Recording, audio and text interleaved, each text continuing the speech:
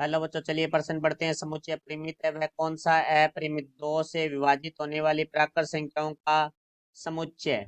मुख्य अवधारणा, तो हमारा जो प्रश्न है वो समुच्चय से संबंधित है। तो सबसे पहले हम बात करेंगे परिमित समुच्चय। तो देखो भाई, हमारा जो परिमित समुच्चय है वो क्या होता है? वह समुच्चय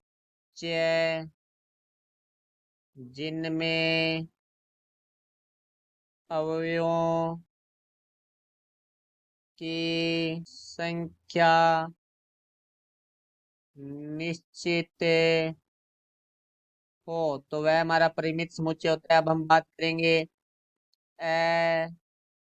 अपरिमित समुच्चय के बारे में। तो देखो भाई, हमारा जो अपरिमित समुच्चय है वो क्या होता है? वह समुच्चय जिनमें अवयवों की संख्या अनिश्चित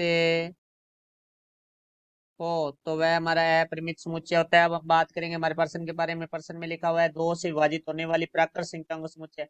तो सबसे पहले हम बात करते हैं प्राकृत संख्याओं के समुच्चय के बारे में। तो देखो भाई, प्राकृत संख्याओं का जो समुच्चय है उसे हम एन से दिखाते हैं, और जो एन में हमारे जो समुच्चय है उसके अंदर अवयव देखो।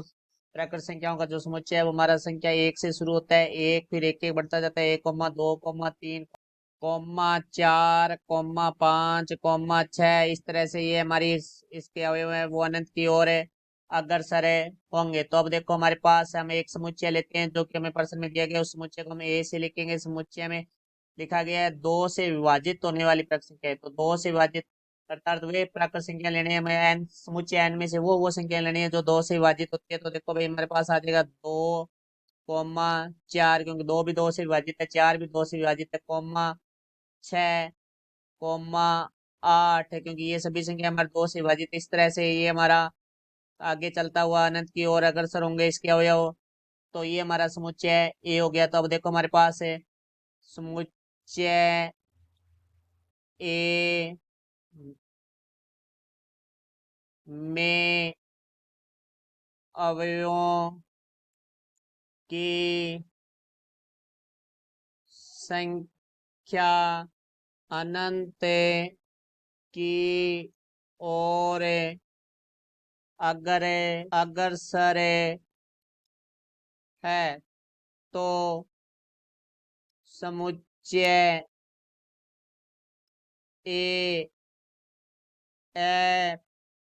अपरिमित समुच्चय है। क्योंकि अपरिमित समुच्चय इसलिए है क्योंकि इसके अंदर जो अवयव है वो अनंत की ओर अग्रसर है, और इसलिए अवयवों की संख्या अनिश्चित है, और ये हमारा समुच्चय ए है वो अपरिमित समुच्चय है।